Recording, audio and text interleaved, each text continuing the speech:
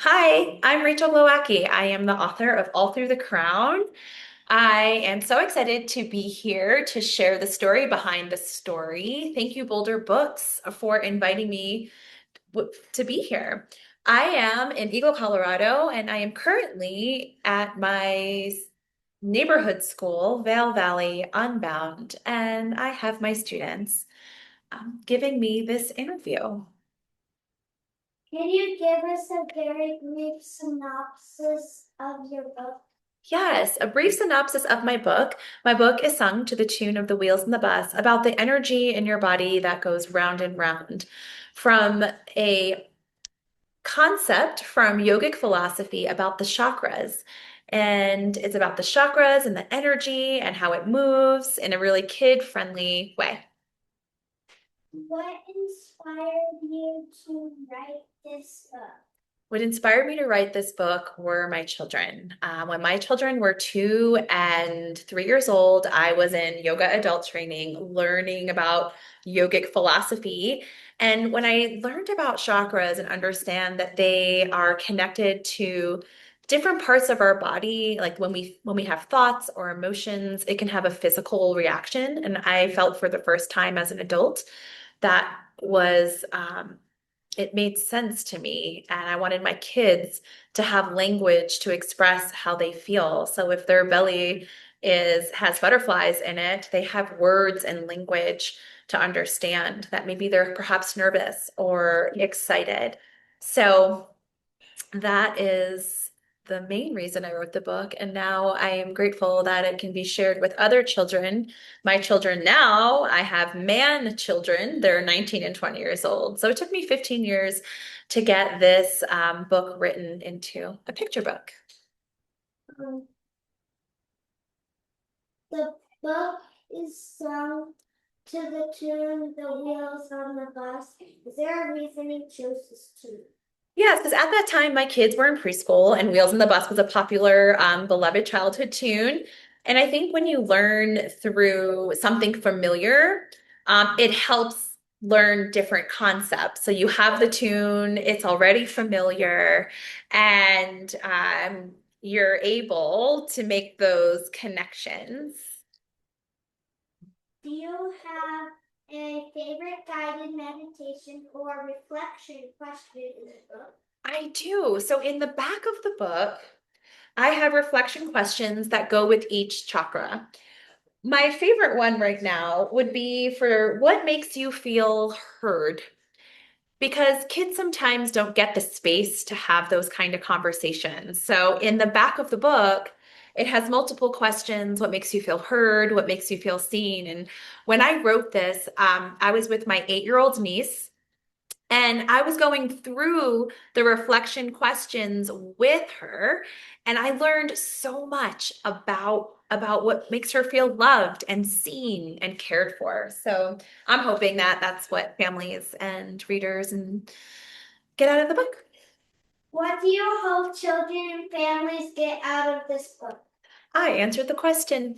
I do hope, I'll elaborate. I hope that families feel a sense of connection with each other. There is something really special in bonding. Story time is sacred.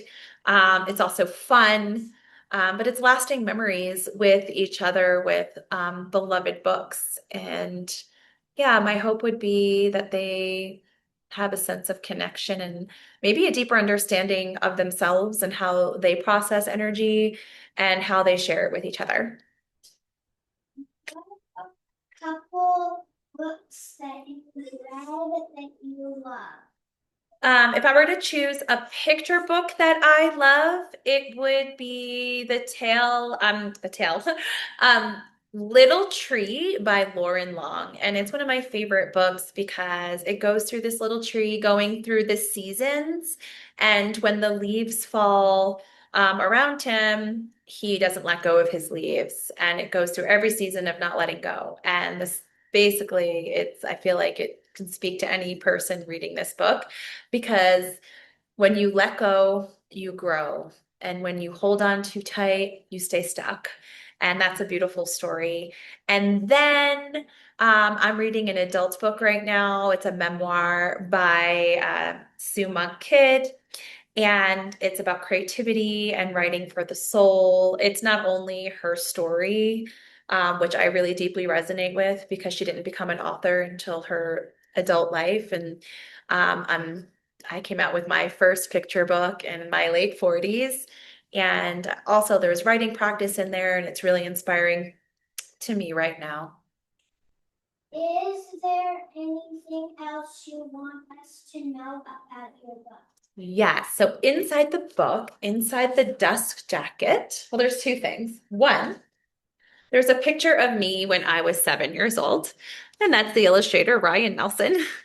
And I was in my school library here. My school library was Preston, in White Plains, New York. Now it is actually called West Harrison, but when I was growing up, it was White Plains.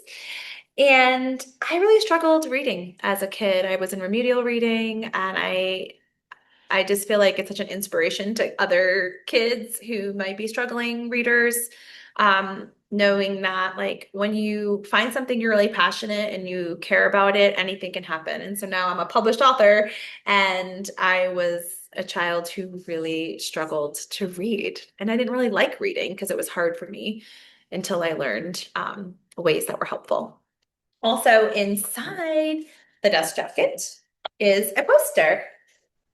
It's a poster of all the colors of the rainbow that connect with the chakras, the body part, and an affirmation to give ourselves inspiration and empowerment. Can you read us a short passage from your book? Yes, I'm gonna read sing because it's a sing along, and I have a heart here because the chakra system is from India, and I just want to nod and say thank you to all the sages and saints that have passed down this philosophy. So we'll take a deep breath in together, breathe out. The energy in our body goes round and round, round and round, round and round. The energy in our body goes round and round, all through the crown. And then I'm going to skip to the heart, and we're going to bring our hand to the heart. We're going to thump it, okay? The heart in our chest goes thump, thump, thump, thump, thump, thump. Thump, thump, thump, the heart in our chest goes thump, thump, thump, all through the crown. And then in the back of the book, besides the reflection questions, there is a little note to the grown-ups. Children, especially toddlers and preschools, have big feelings and are still learning to be in their bodies. I hope this book and song will help you to identify and guide your child to feel more connected to themselves, both physically and emotionally.